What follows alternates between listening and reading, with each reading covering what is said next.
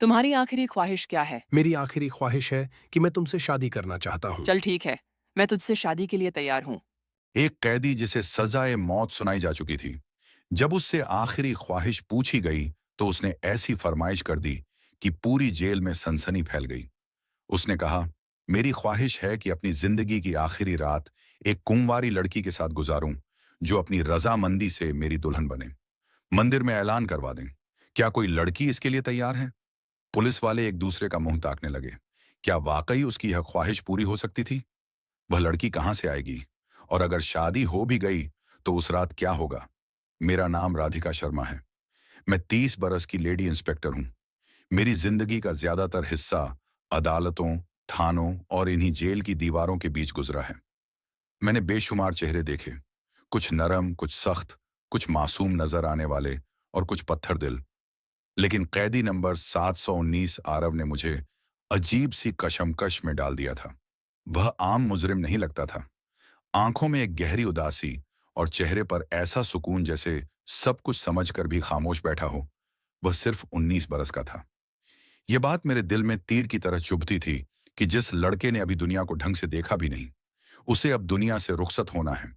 वह कम ही बोलता, जैसे अल्फाज पास हो, मगर काम के ना हो, या शायद वह कहना ही ना चाहता हो। कई बार दिल चाहा पूछूं, आरव, तुमने कौन सा ऐसा गुनाह किया जिसकी सजा मौत ठहरी, मगर उसके चेहरे पर बिखरी हुई मायूसी मेरे हौसले तोड़ देती। पुलिस की नौकरी ने मुझे सख्त दिल बना दिया था, मगर 719 के सामने दिल में एक नरमी सी जाग उठती। मैं जानती थी कि यहाँ कैदियों के साथ निजी राब्ता रखना मना है। कानून सख्त है। उसके बावजूद अंदर कहीं कोई सवाल बार बार सर उठाता। क्या यह लड़का वाकई मुजरिम है या हालात का शिकार? इसी सोच के बीच आज मुझे एक खास हुक्म मिला था।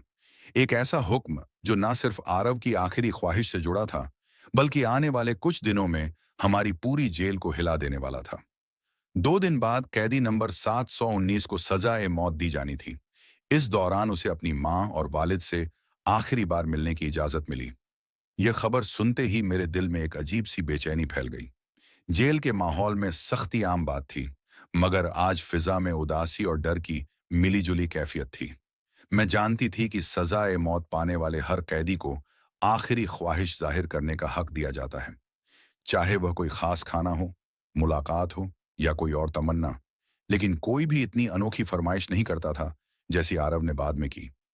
आरव राघव, एक दुबला पतला मगर पुरजोर लड़का, जब अपनी मां से मिला तो मंजर दिल दहला देने वाला था। वह औरत अपने बेटे के गले लगकर फूट फूट कर रो रही थी। तू बेगुनाह है। उसके यकीन ने मुझे झिंझोड़ कर रख दिया। सजा सुना दी गई थी, फिर भी वह औरत पूरी उम्मीद में थी कि कोई मौका होगा। उसी दिन मुझे आरव से उसकी आखिरी ख्वाहिश पूछने का हुक्म मिला। मैंने सोचा शायद वह अपने घर वालों के साथ थोड़ा वक्त मांगेगा या कोई सादा सी इच्छा जाहिर करेगा। मगर जब मैं उसके सामने गई तो उसके चेहरे पर एक अजीब सा इत्मीनान था। मैंने धीरे से पूछा, आरव, तुम्हारी कोई आखिरी ख्वाहिश है? जो कहो पूरी करने की कोशिश की जाएगी। उसने मेरी तरफ देखा, एक लम्हे को खामोश रहा, फिर बोला, मेरी एक ख्वाहिश है, मगर वादा करें उसे पूरा करेंगी। मैंने जवाब दिया, यह हर कैदी का हक होता है। तुम्हारी ख्वाहिश पूरी करने की पूरी कोशिश होगी। मैंने समझा शायद वह किसी से मिलना चाहता है, मगर जब मैं उसे सुपरिंटेंडेंट एसआपी साहब के पास ले गई और उन्होंने नरमी से पूछा, बेटा, तुम्हारी आखिरी ख्वाहिश क्या है, तो उसके लबों से जो अल्फाज निकले, उन्होंने पूरा कमरा सन्न कर दिया। आरव ने कहा, मैं जिंदगी में पहली और आखिरी बार शादी करना चाहता हूं। अपनी बीवी के साथ एक रात गुजारना चाहता हूं, फांसी से पहले। आरव की बात सुनते ही कमरे में सन्नाटा छा गया। मैं एसपी साहब और राघव अपनी सजाए मौत से पहले एक दिन के लिए शादी करना चाहता है, किसी ऐसी औरत से जो अपनी मर्जी से उसकी दुल्हन बने। यह सुनकर मैं बेख्तियार चौंक उठी। पूरे कमरे में खामोशी पसर गई। सबके चेहरों पर हैरत थी कि कोई कैदी इतनी अजीब शर्त कैसे रख सकता है। आरव ने हमारी खामोशी तोड़ते हुए कहा, अगर कोई औरत राजी हो गई तो उसे रोकना मत, वरना मैं कोई और ख्वाहिश नहीं करूंगा, फिर चाहे मुझे फौरन फांसी दे दी जाए। उसकी आंखों में ऐसी सच्चाई थी कि किसी को इनकार करते नहीं बनाए।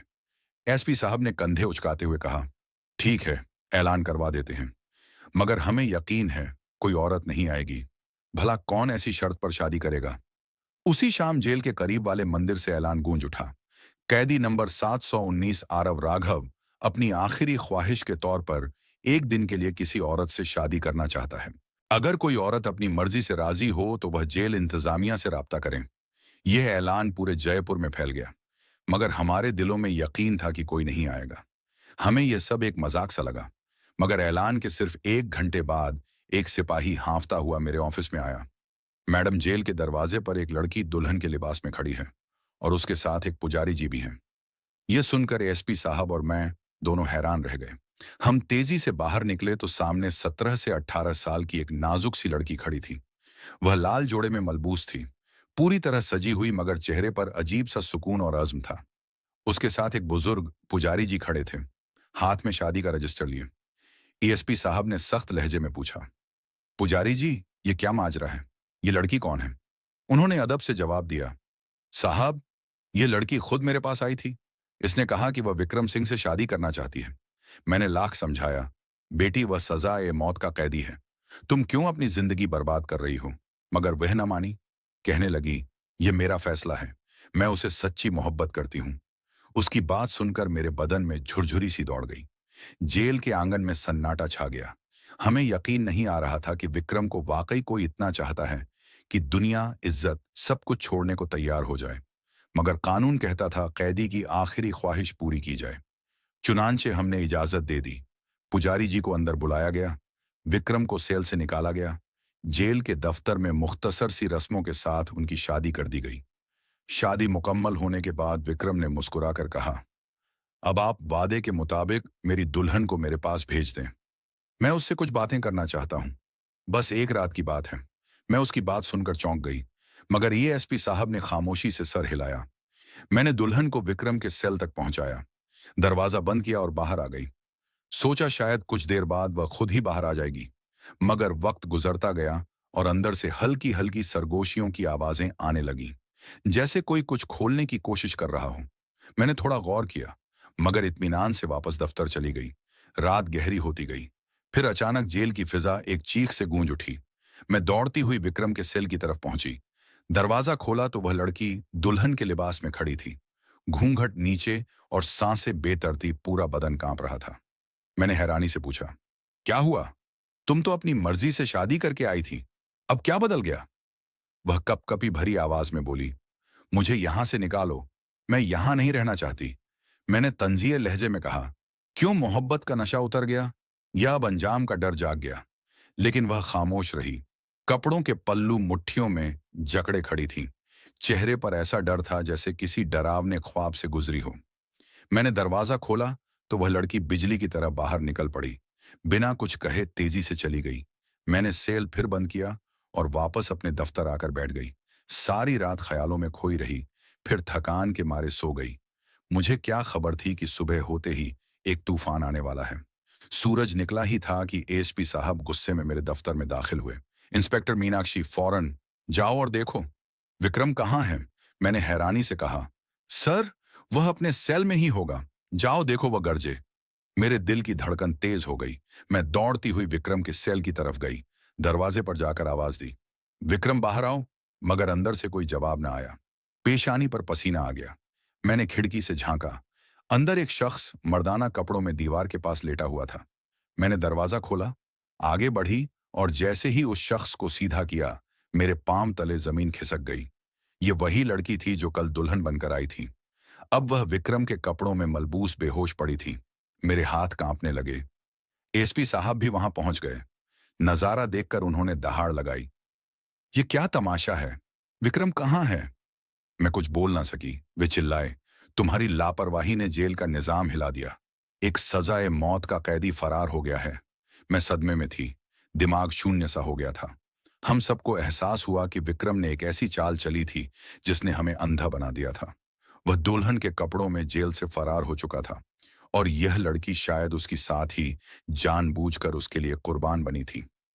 जब वह होश में आई तो बिल्कुल सतर्क और आत्मविश्वास भरे लहजे में बोली, आप लोगों ने विक्रम के साथ नाइंसाफी की है। वह सजा-ए मौत का हकदार नहीं था। मैंने गुस्से में कहा, यह फैसला अदालत करेगी। वह हल्की सी मुस्कान लाई और बोली, फैसला वक्त करेगा और वक्त साबित करेगा कि वह बेगुनाह है। एसपी साहब ने सख्ती से हुक्म दिया, विक्रम को फौरन ढूंढो। अगर हमने उसे ना पकड़ा तो अंजाम भयानक होगा। सारी जेल में खलबली मच चुकी थी। एक सजा-ए मौत का कैदी हम सबको धोखा देकर भाग गया था। एएसपी साहब गुस्से में आग बबूला थे और मेरा दिल तेजी से धड़क रहा था। मैं समझ नहीं पा रही थी कि मैंने इतनी बड़ी गलती कैसे कर दी।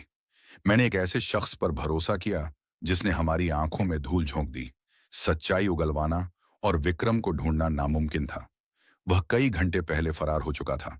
मैंने सख्त लहजे में कहा, देखो लड़की, अब तुमसे सवाल होंगे। अगर तुमने सच ना बताया तो अंजाम अच्छा नहीं होगा। वह बिल्कुल मुतमई थी, जैसे सब कुछ पहले से तय हो। बोली, मैं विक्रम के बारे में सब सच्चाई बताऊंगी। मैंने गौर से देखा, उसके चेहरे पर ना कोई घबराहट थी ना पछतावा। मैंने पूछा, क्या वह वाकई तुम्हारा भाई है? क्या तुम लोगों ने यह नाटक रचा था? वह कुछ लम्हे चुप रही, फिर धीरे से बोली, नहीं, वह मेरा हकीकी भाई नहीं है। मेरे अंदर गुस्से की लहर दौड़ गई। तो फिर तुमने यह सब क्यों किया? तुमने उससे शादी क्यों की? तुम दोनों ने जेल को बेवकूफ बनाया। विक्रम भाग गया, लेकिन याद रखो, हम उसे ढूंढ निकालेंगे। वह मेरी आंखों में आंखें डालकर बोली, आप गलत हैं। वो भागा नहीं, वो वापस आएगा। मैं चौंक गई। तुम्हें इतना यकीन कैसे है? क्योंकि वह जानता है कहाँ जाना है और कब लौटना है। अब वह मेरा शौहर है, वह मुझे छोड़ने वाला नहीं। उसके लहजे में ऐसा यकीन था कि पल भर के लिए मेरा दिल भी डोल गया। मैंने सख्त आवाज में कहा, तुम्हें इतना यकीन क्यों है? वह बोली, अगर आप मेरी पूरी कहानी सुनेंगी तो शायद आपका फैसला बदल जाएगा।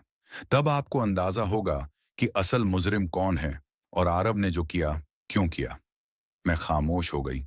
वह लड़की अब भी अपने मौके पर कायम थी, जैसे किसी बड़ी सच्चाई को छुपाए बैठी हो।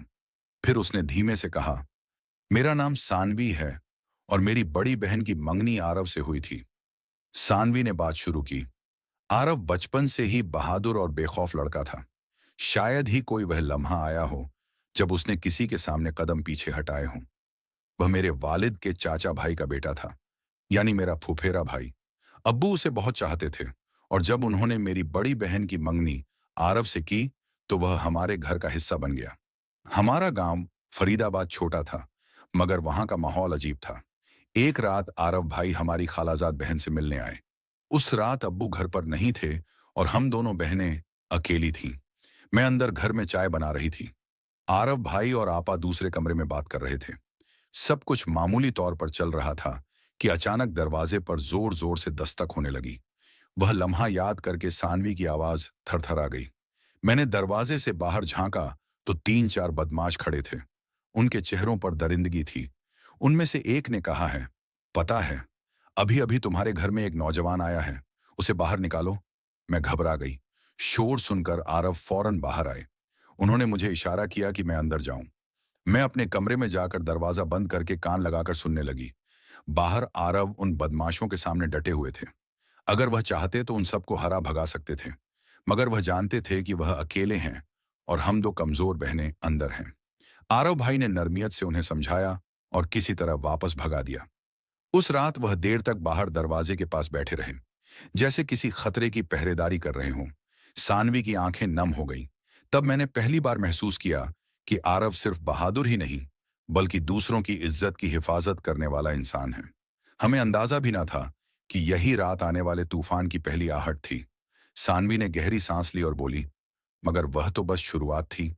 उसके बाद तो जैसे हमारी जिंदगी एक अजाब बन गई। हर रोज वही 3-4 बदमाश हमारे घर के बाहर आ खड़े होते। जैसे ही अब्बू काम पर जाते, वे हमें तंग करने लगते। हम दरवाजे बंद कर लेते, मगर खौफ दिल से नहीं जाता था। फिर एक रात वो वाकया हुआ जिसने सब कुछ बदल दिया। सानवी की आवाज कांपने लगी। रात के अंधेरे में खिड़की के शीशे टूटने की आवाज आई। कोई जबरदस्ती अंदर घुसने की कोशिश कर रहा था। आरव भाई भी उसी वक्त घर पहुंच चुके थे। उन्होंने अपनी आंखों से देखा कि एक बदमाश खिड़की फांदने वाला है। वह और बर्दाश्त ना कर सके, बाहर निकले और उनसे उलझ पड़े। वह लड़ाई बहुत खौफनाक थी। चीखों की आवाज पूरे मोहल्ले में गूंज गई। मेरी बड़ी बहन उनके बीच आ गई और उसी झड़प में मारी गई। आरव भाई के हाथों एक शख्स हलाक हो गया, मगर वह कत्ल नहीं था। वह हमारी इज्जत बचाने की लड़ाई थी। सानवी की आंखों से आंसू बह निकले। असल मुजरिम व बदमाश थे, मगर सजा आरव भाई को मिली। अगर हम अमीर होते, अगर हमारी बात सुनने वाला कोई होता, तो शायद यह सब ना होता। इस दुनिया में कमजोर के लिए कोई इंसाफ नहीं। मैडम आरव भाई ने किसी मासूम का खून नहीं बहाया। उन्होंने बस अपनी गैरत में काम लिया। मैं कुछ बोल ना सकी। सानवी ने आंसू पोंछे और बोली, यह सब आरव की मां की मंसूबाबंदी थी। मैं सन्न रह गई। उसने कहा था, मैं अपनी दूसरी बेटी कुर्बान कर दूंगी, मगर अपने बेटे को फांसी नहीं दूंगी। हाँ, मैं कुर्बान कर दी गई। मैंने खुद को उस मंसूबे के लिए पेश किया ताकि आरव बच सके। उसकी मां ने उसे दिल्ली के एक बड़े वकील के पास भेजा। वही वकील जिसकी जान आरव ने बरसों पहले बचाई थी। वो वकील अदालत में पहुंचा और सच्चाई सामने आ गई। साबित हो गया कि आरव ने अपनी इज्जत की हिफाजत में लड़ाई की थी, गुनाह नहीं किया था। अदालत ने उसे बाइज्जत बरी कर दिया। सानवी की आंखों में चमक आ गई। आरव को सजाए मौत नहीं हुई, वह रिहा हो गया। मैं देर तक खामोश बैठी रही।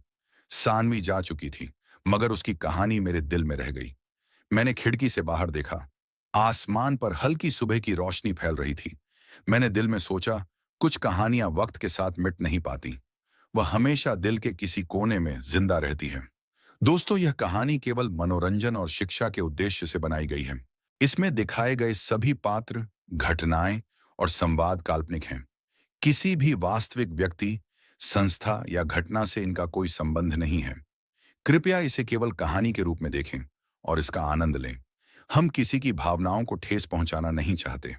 अगर कहानी अच्छी लगी हो तो प्लीज हमारे चैनल को सब्सक्राइब और वीडियो को एक लाइक जरूर करें। धन्यवाद।